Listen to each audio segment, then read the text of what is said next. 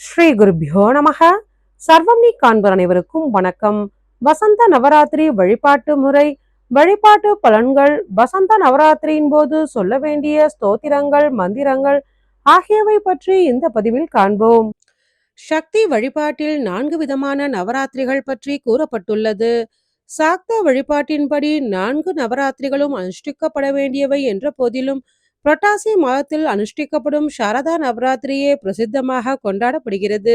தற்போதைய காலகட்டத்தில் வராகி தேவிக்குரிய ஆஷாட நவராத்திரியும் அநேக மக்களால் அனுஷ்டிக்கப்படுகிறது. ஆனி மாத அமாவாசைக்கு பின்வரும் 9 நாட்கள் ஆஷாட நவராத்திரி, புரட்டாசி மாத அமாவாசைக்கு பின்வரும் 9 நாட்கள் சாரதா நவராத்திரி, தை மாத அமாவாசைக்கு பின்வரும் 9 நாட்கள் ஷியாமலா நவராத்திரி, பங்குனி மாத அமாவாசைக்கு பின்வரும் 9 நாட்கள் வசந்த நவராத்திரி. இந்த 4 நவராத்திரிகளுமே விரதம் இருந்து அம்பாளை பூஜிக்க கூடிய மிக சிறந்த புண்ணிய காலங்களாகும். தேவி உபாசகர்கள் இந்த 4 நவராத்திரிகளையும் கொண்டாடுவார்கள். இந்த 4 விதமான நவராத்திரிகள், பூஜை முறைகள், சொல்ல வேண்டிய ஸ்லோகங்கள், மந்திரங்கள் ஆகியவை பற்றி கடந்த 6 வருடங்களாக நாம் பதிவிட்டு வருகிறோம். 4 நவராத்திரிகளையும் அனுஷ்டிக்க இயலாதவர்கள் புரட்டாசி மாதத்தில் வரக்கூடிய சாரதா நவராத்திரி மற்றும் பங்குனி மாதத்தில் வரக்கூடிய வசந்த நவராத்திரி ஆகிய 2 நவராத்திரிகளையாவது பின்பற்ற வேண்டும் என்கின்றன சாக்த நூல்கள். புரட்டாசி மாதமும் பங்குனி மாதமும் யமதர்மராஜனின் 2 கோரை பற்கள் என்று அக்னி புராணத்தில் கூறப்பட்டுள்ளது. இந்த 2 மாதமும் பருவநிலை மாறும் காலகட்டமாகும். பருவநிலை மாற்றத்தின் போது நோய்கள் வெகுவாக பரவும்.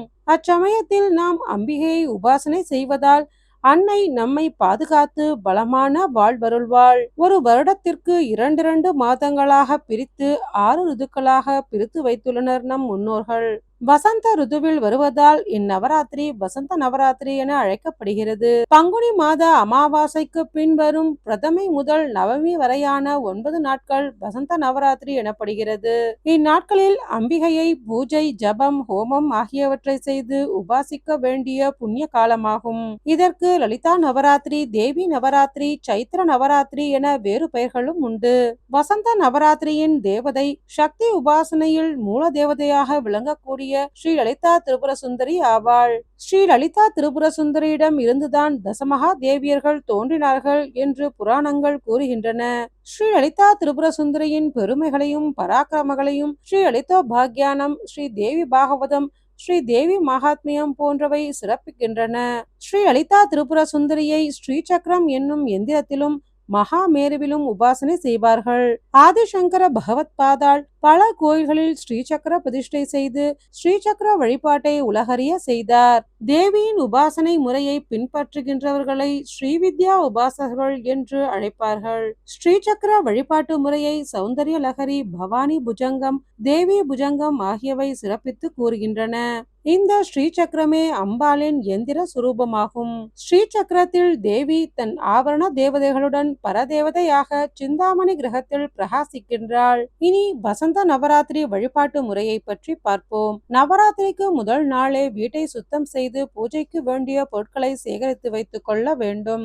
நவராத்திரி அன்று அதிகாலை நீராடி மஞ்சள் பூசி நெற்றியில் குங்குமம் இட்டுக்கொண்டு பூஜை அறையில் விளக்கேற்ற வேண்டும். பூஜை அறை, தலைவாசல், நிலைப்படி ஆகியவற்றில் மாக்கோலமிட்டு காவியிட வேண்டும். தலைவாசல் நிலைப்படிக்கு மஞ்சள் குங்குமமிட்டு பூ வைத்து மாவிலை தோரணம் கட்ட வேண்டும்.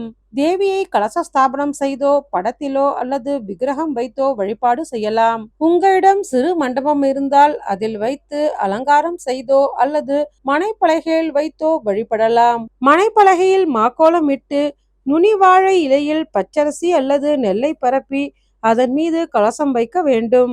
இலையின் நுனி வடக்கு நோக்கி இருக்க வேண்டும்.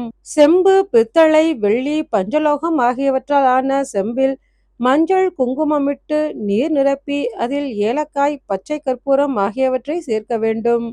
கலச பொடி என்று பூஜை பொருட்கள் விற்கும் கடையில் கிடைக்கும், அதையும் பயன்படுத்தலாம். பின் மாவிலை கொத்து வைத்து அதன் மீது மஞ்சள் பூசிய தேங்காய் வைத்து பூச்சரம் சாற்றவும். பட்டு துணியோ அல்லது சிகப்பு நிற ரவிகை துணியோ கலசத்திற்கு அணிவிக்கவும். கலசத்தின் இருபுறமும் 5 முகமாக குத்துவிளக்கு ஏற்றவும். முதலில் மஞ்சளில் பிள்ளையார் பிடித்து வைத்தோ அல்லது விக்கிரகம் இருந்தால் அதை வைத்தோ விநாயகர் பூஜை செய்யவும். அருகம்புல் அல்லது பூ வைத்து உங்களுக்கு தெரிந்த விநாயகருக்குரிய போற்றியோ அல்லது அஷ்டோத்திரமோ சொல்லி விநாயக பெருமானுக்கு அர்ச்சனை செய்யவும். நாம் அனுசரிக்க போகும் இந்த நவராத்திரி பூஜை எந்த தடங்களும் இன்றி நிறைவு செய்யவும், இந்த பூஜையின் பரிபூர்ண பலனை அடையவும் அருள் புரிய வேண்டும் என்று பிரார்த்தனை செய்து சங்கல்பம் செய்து கொள்ளவும். வெற்றிலை பாக்கு வாழைப்பழம் நிவேதனம் செய்து தூப தீபம் காண்பித்து விநாயகர் பூஜையை நிறைவு செய்ய வேண்டும். இப்போது பிரதான பூஜை எவ்வாறு செய்ய வேண்டும் என்பதை பற்றி பார்ப்போம். முதலில் ஸ்ரீ லலிதாம்பிகைக்கு உரிய தியான ஸ்லோகத்தை சொல்லி அம்பாளை மனதில் தியானித்து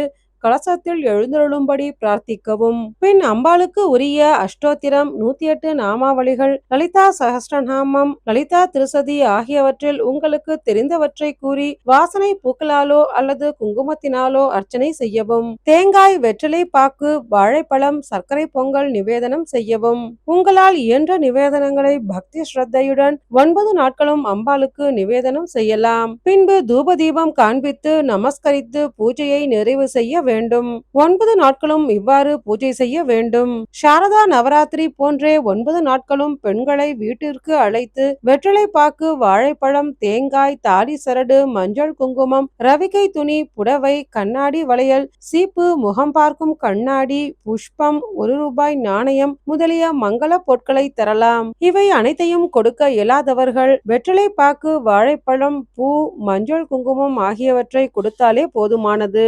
மற்ற பொருட்களை அவரவர் வசதிக்கேற்ப கொடுக்கலாம். வசந்த நவராத்திரி காலத்தில் தேவி மகாத்மியம், லலிதா சகஸ்ரநாமம், லலிதா திருசதி, லலிதா நவரத்ன மாலை, சௌந்தர்ய லகரி, லலிதாம்பாள் சோபனம் ஆகியவற்றை பாராயணம் செய்வது விசேஷம். 10ஆம் நாளான தசமி அன்று காலை என்ற நிவேதனம் செய்து தூப தீபம் கற்பூர ஹாரத்தி காண்பித்து கலசத்தை சிறிது வடக்கு நோக்கி நகர்த்தி வைக்கவும். பின்னர் கலசத்தை பிரித்து கலச நீரை புரோக்ஷித்துக் கொள்ளலாம். அதாவது கலச நீரை தெளித்துக் கொள்ளலாம். மகாமேரு ஸ்ரீசக்கர பிரதிஷ்டை செய்துள்ள கோயில்களில் வசந்த நவராத்திரி உற்சவம் நடைபெறும். 9 நாட்களும் சிறப்பு அபிஷேகம், ஆராதனை, சண்டி ஹோமம், சகஸ்ரநாம அர்ச்சனை, நவாவர்ண பூஜை, கன்யா பூஜை, சுவாசினி பூஜை ஆகியவை சிறப்பாக நடைபெறும். வீட்டில் கலச ஸ்தாபனம் செய்து இவ்வாறு விஸ்தாரமாக பூஜை செய்ய இயலாதவர்கள் காமாட்சி அம்பாள் படத்தையோ அல்லது லலிதாம்பிகை, ராஜராஜேஸ்வரி படத்தையோ வைத்து வாசனை பூ சாற்றி அம்பாளுக்குரிய ஸ்தோத்திரங்கள், ஸ்துதிகள் சொல்லி இயன்ற நிவேதனம் செய்து எளிமையாகவும் பூஜிக்கலாம். வசந்த நவராத்திரியின் 9 நாட்களும் லலிதா சகஸ்ரநாம பாராயணம் செய்வது மிகவும் விசேஷம். லலிதா சகஸ்ரநாமம் சொல்ல தெரியாதவர்கள் அதை வீட்டில் ஒலிக்க செய்து கேட்கலாம். அருகில் இருக்கும் அம்பாள் ஆலயம் சென்று விளக்கேற்றி வழிபடலாம். பக்தியும் ஸ்ரத்தையும் மட்டுமே நவராத்திரி பூஜையில் பிரதானமானது. அதுவே தேவிக்கும் மிகவும் பிரீத்தியானது.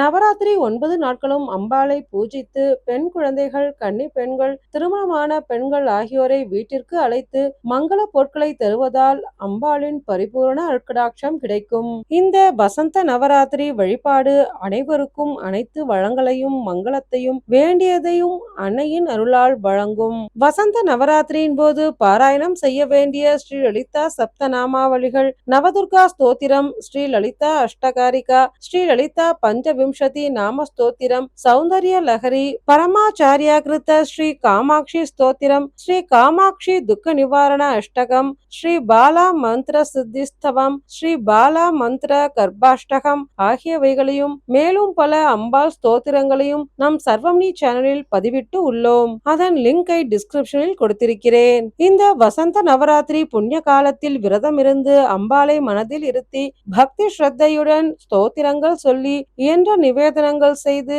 எளிமையாக வழிபாடு செய்து சகல சௌபாகியங்களையும் அன்னையின் அருளால் பெறுவோம். வசந்த நவராத்திரி விரத கதை, கன்யா பூஜை, சுவாசினி பூஜை எவ்வாறு செய்ய வேண்டும் என்பதை பற்றி முன்பே பதிவிட்டுள்ளோம். அதன் லிங்கையும் டிஸ்கிரிப்ஷனில் கொடுத்திருக்கிறேன்.